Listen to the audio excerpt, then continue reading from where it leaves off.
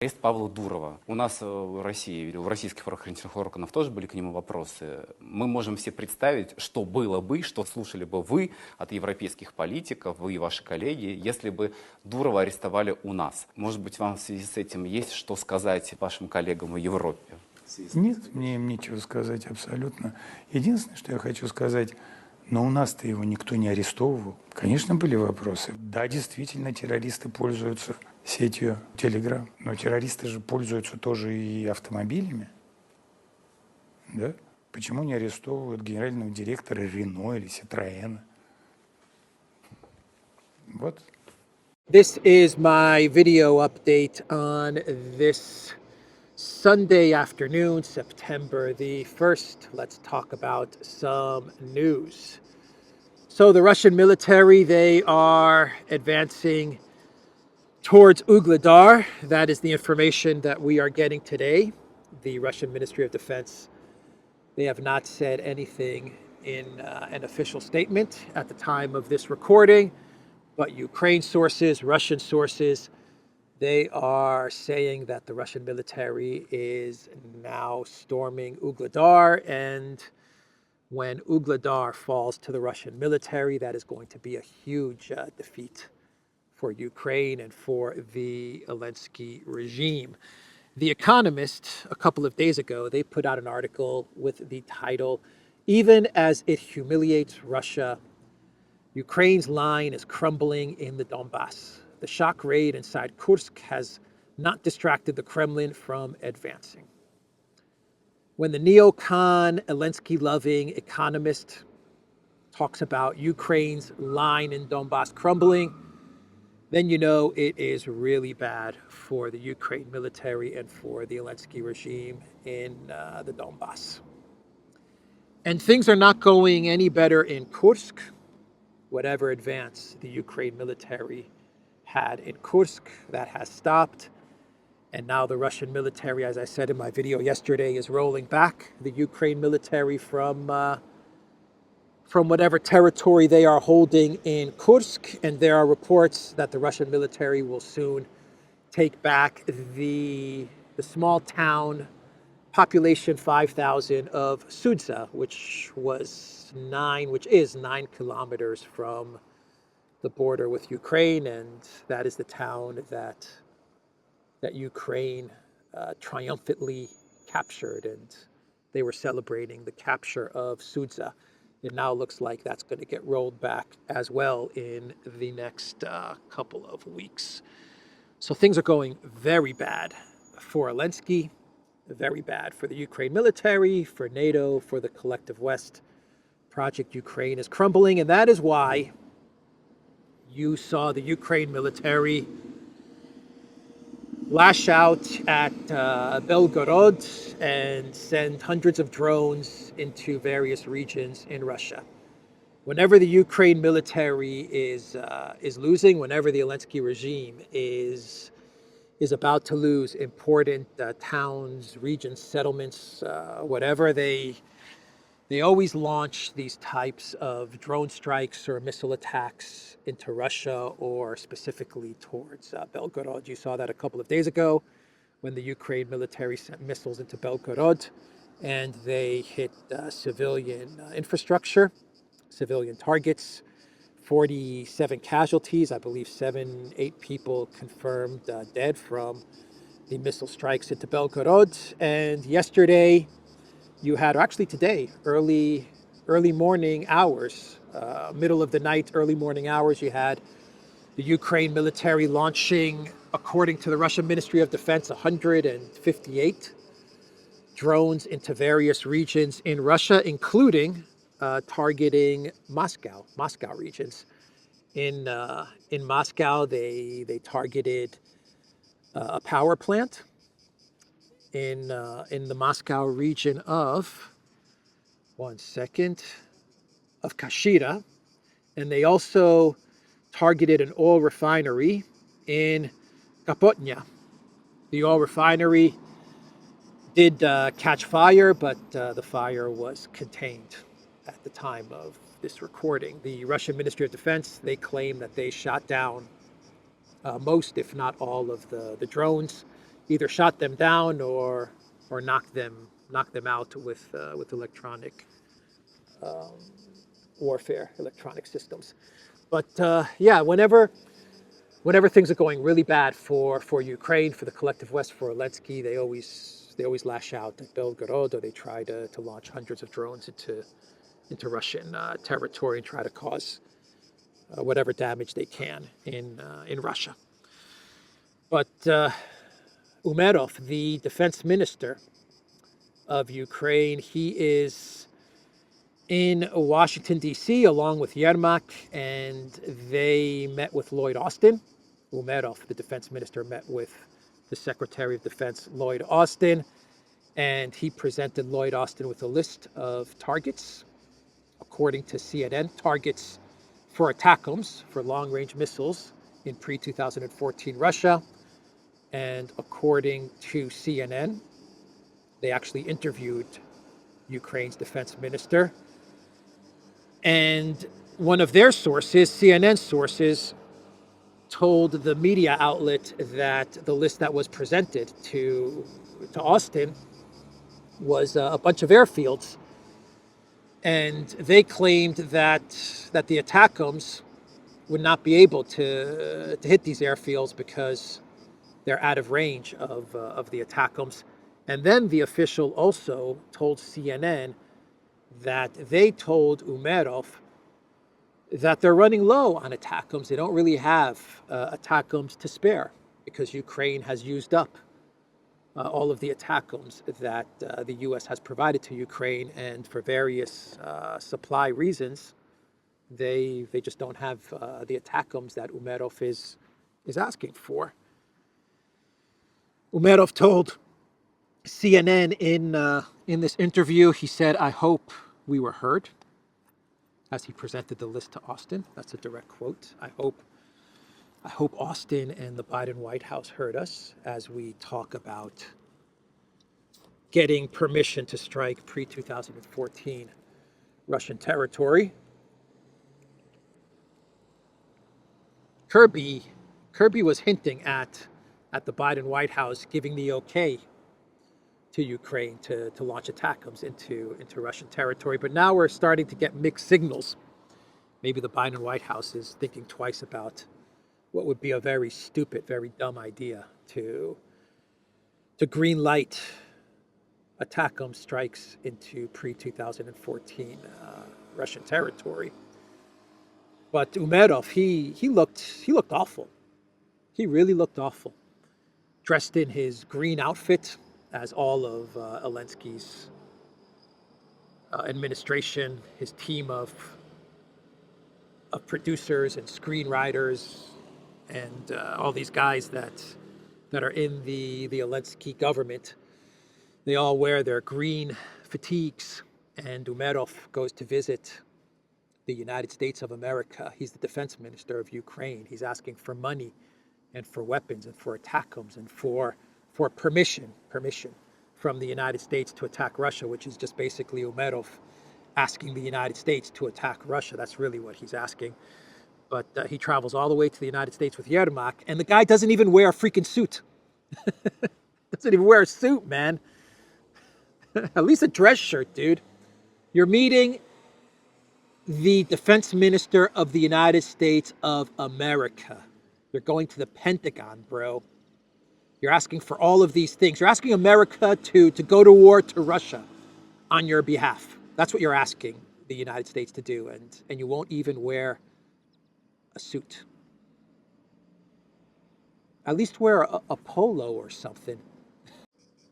Anyway, Umerov interviewed by CNN, begging for weapons, begging for money, begging for the U.S. to attack Russia, begging. And it looks like the Biden White House, they're on the fence. They're on the fence, man. But they're going to give the green light. You know they're going to give the green light. Maria Zakharova, the Kremlin, they believe that the United States is going to give the green light to Ukraine to launch ATACMS into Russia. Ukraine to launch ATACMS into Russia. The United States is going to give the United States the green light to launch ATACMS into Russia. But Umerov saying to CNN, and the U.S. officials saying to CNN that they're not going to be able to reach the airfields that are on the list because they're out of the ATACMS range, is an admission in a way that they're not really interested. Ukraine is not really interested in going after military targets, are they? What they're really interested in is causing chaos inside of Russia, targeting whatever they can hit, hitting whatever they target, targeting whatever they can hit, whatever it is, launching strikes deep into Russia, trying to reach Moscow, trying to reach St. Petersburg, so that they can cause chaos.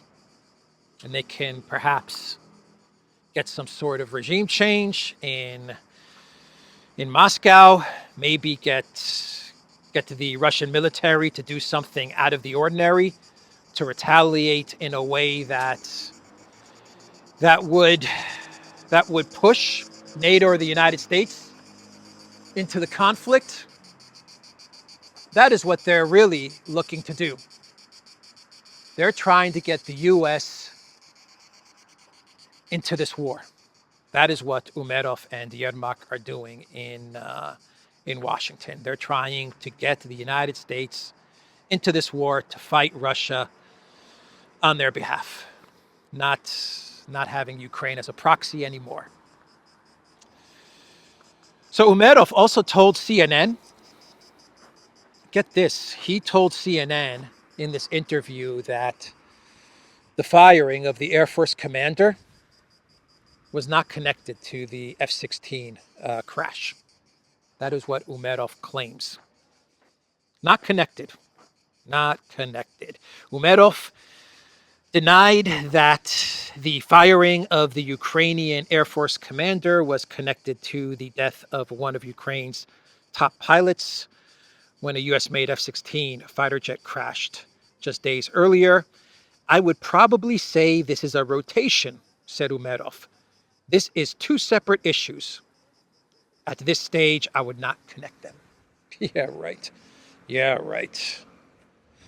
That's what he wants us to believe, huh? That firing the Air Force commander a day after the Wall Street Journal broke the news of the F-16 crash is just, they're not connected.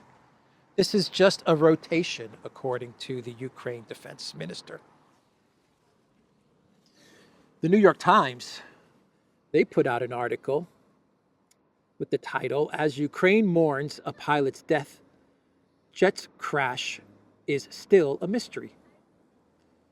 In a reversal, two senior U.S. military officials say the cause of the F-16's crash was probably not friendly fire. Well, how about that? How about that? It wasn't shot down by a patriot, a U.S. patriot, is what the New York Times is saying. They don't know what caused the crash, according to the New York Times. Who knows? Who knows what caused the crash? They're investigating. The New York Times is saying that the U.S., Ukraine, they're investigating what happened now. Forget the Patriot missile. Forget all of that. Forget Wonder Weapon, shooting down a U.S. Wonder Weapon. They don't know what caused the crash. A U.S. official told New York Times, this is war. This is war. The Russians were launching a lot of missiles and drones at the time of this crash on Sunday and Monday, and we don't know what happened, but some of the officials that the New York Times interviewed, they said that this could have been a pilot error because the pilot was trained so quickly. He was a great pilot, but he was trained so quickly that just not enough time to deal with the Russian attack, the missile attack that happened on Sunday and Monday. And the pilot didn't know how to properly react. And so that might have caused the crash. It wasn't a U.S. patriot, everybody. That is what the New York Times wants you to know. Okay? And it definitely wasn't Russia.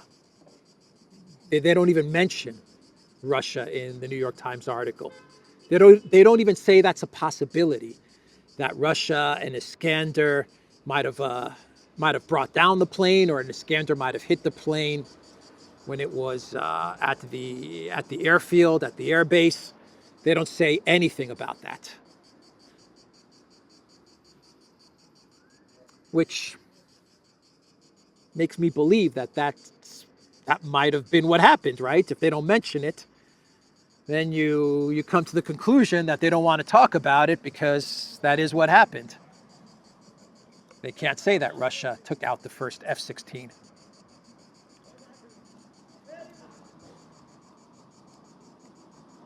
That's why the Biden White House came out so quickly the other day and said that they're not going to send any maintenance, U.S. maintenance, to Ukraine to be stationed at an airbase to maintain the F-16s. Let Europe do it. That's what the Biden White House said. Let Europe do it.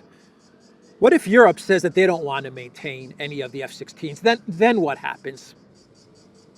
I've seen comments from experts, people who maintain airplanes, who are watching this channel or the Duran channel, and they said that the F-16 needs maintenance. I mean, if there's one fighter jet that needs maintenance, that needs a maintenance crew, an experienced maintenance team, it's the F-16, right? And so if the U.S. isn't going to send their maintenance staff to Ukraine because something might have happened at an airbase the other day, which freaked out the Biden White House, and because of the elections, the last thing they want to see is U.S. Staff at an airbase that the Russian military is targeting, a priority target for the Russian military. But if the U.S. doesn't send anybody, and what if the European Union gets some cojones? What if someone in the EU gets some balls and they say, no, we're not going to send our maintenance staff to Ukraine either, because that's certain annihilation and we don't want those optics. Then what happens? Who's going to service and maintain the F-16 Wonder Weapon? I don't know. Just asking.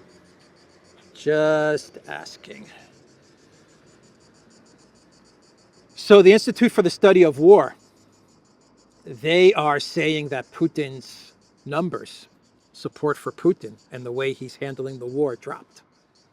And his support is falling, and people in Russia are upset, not happy with the way things are going down, specifically in Kursk. This poll was taken a couple of days ago. The Institute for the Study of War acknowledged that it was a small drop in Putin's polling, I think they said 3.5% drop. They said that the Kremlin is monitoring the polling data, but they're not very concerned about such a small drop. But the fact that the Institute for the Study of War, neocon Victoria Nuland's sister or her husband's sister, whatever, the Nuland family that runs the Institute for the Study of War, the fact that they're putting out statements, reports, talking about how Putin's numbers are dropping as operations like Kursk take place, or as drones and missiles are launched into Russia, pre-2014 Russian territory, it signals what they're trying to do. It lets you know what the neocons are desperate to accomplish. This is their desperation. Can we hit Russia in a way that will cause Putin's numbers to drop, and in a way so much that will cause Putin's numbers to drop to a point where we could actually get some sort of change in the Kremlin? That's what the Institute of the Study of War is saying. So let's green light long-range missile strikes into pre-2014 Russian territory, and let's see if we can knock down Putin's numbers a bit more. That's what the ISW put out the other day. Lavrov is taking the side of Medvedev. Lavrov has become a hardliner after Kursk. Lavrov and the foreign ministry they're done with diplomacy. Lavrov said the other day that there is going to be no exchange of territory in any type of negotiations after the Kursk operation. He said it's not happening. Lavrov, the number one diplomat in the world, someone who at one point in time was talking about negotiations and a possible negotiation. Of course, a negotiation, Lavrov would say, that accepted the realities on the ground, but a negotiation, that is what Lavrov and the foreign ministry were talking about once upon a time. Now they are saying, nope, there's going to be no exchange of territories. There's going to be no negotiations after Kursk. It's not going to happen. So the foreign ministry appears to be seeing things in much the same way that Medvedev sees things. That's my guess. But that's Lavrov. And I think that's everything going on with Project Ukraine. Not a good situation for the Zelensky regime, not a good situation for the United States, the Biden White House, and for NATO. Stoltenberg the other day in an interview with, I believe, Germany's Welt, Stoltenberg, he said that NATO absolutely supports the Kursk operation. Only Stoltenberg is dumb enough. This guy, man, this guy, only he's dumb enough to endorse the Kursk operation now, as Ukraine is being demolished in Kursk, as it is now widely accepted, acknowledged that the entire operation has failed. Even Ukraine's commander-in-chief said it failed. Everyone has accepted the fact, even in the collective West, even in the collective West media, they've all accepted the fact that the Kursk operation has failed. It's not going to succeed, whatever laundry list of objectives they've talked about. None of those objectives have been met, are going to be met. Ukraine's not advancing. The Ukraine military is being annihilated in Kursk. It's caused the front line in Donbass to collapse. All of these things have now been revealed, have come to light over the past couple of days. And what does Stoltenberg do? He gives an interview to Welt just yesterday, and Stoltenberg says, NATO, we endorsed the Kursk operation. Man, Stoltenberg, McFly, McFly. My God. Oh, boy. So let's talk about Kamala Harris. Let's go to the U.S. elections and the debate that is going to take place soon. The debate is going to take place very soon. It's September 1st. When is the debate scheduled? Is it September 10th? Is that when the debate is going to happen? ABC News moderating. Kamala Harris, she wants the mics unmuted. She doesn't want the same rules as the debate between Trump and Biden. She is demanding that the mics are not muted. She wants transparency. She wants debate, discussion. That's what Kamala Harris wants. She put out a post on Twitter X saying, Donald Trump is surrendering to his advisors who won't allow him to debate with a live microphone. If his own team doesn't have confidence in him, the American people definitely can't. We are running for president of the United States. Let's debate in a transparent way with the microphones on the whole time. Boy, she really wants her team. She doesn't know what she wants, but her team, they really want that I'm speaking moment. Excuse me, Donald, I'm speaking. That's what they want. They really want that moment. Like what we saw when Harris debated Pence, right? Remember that? Excuse me, Mr. Vice President, I'm speaking. Excuse me, Mr. Trump. Excuse me, Donald, I'm speaking. Excuse me, I'm speaking. They really want that. They want it really bad. The president wanted people to remain calm. Well, let's get No, but Susan, this is important. Susan, I want to to add, weigh but in if, Mr. Vice President, I'm speaking. I have to I'm weigh in. speaking. We'll see if the Trump campaign agrees. They're really whining about it. They're really complaining and whining about the whole muted, unmuted microphone thing. Anyway, that is Kamala Harris. Debates are coming up very soon. Break out your popcorn. It's going to be very interesting. Very interesting. Whether the mics are muted or not, it's going to be very, very interesting. It's going to rain. Please let it rain. Please, please, please let it rain. Bring down some of the heat. So Biden is on holiday again. Actually, did he ever stop holidaying? We got more videos of Biden and Dr. Jill Biden on the beach. Holidaying now for how long? 16 days? 1 second. Let me see what's going on with the Professor Biden. This is coming from RNC Research, so not friendly to Biden, obviously, but they are saying Biden spent today his 16th straight day on vacation, lounging on the beach. He has spent a total of 532 days, or 40.3% of his presidency, on vacation. Who's running the country? Well, who is running the country? Who has been running the country for 3.5 years? No one really knows. We know who's been running foreign policy, who's the foreign policy president of the United States. That's Jake Sullivan.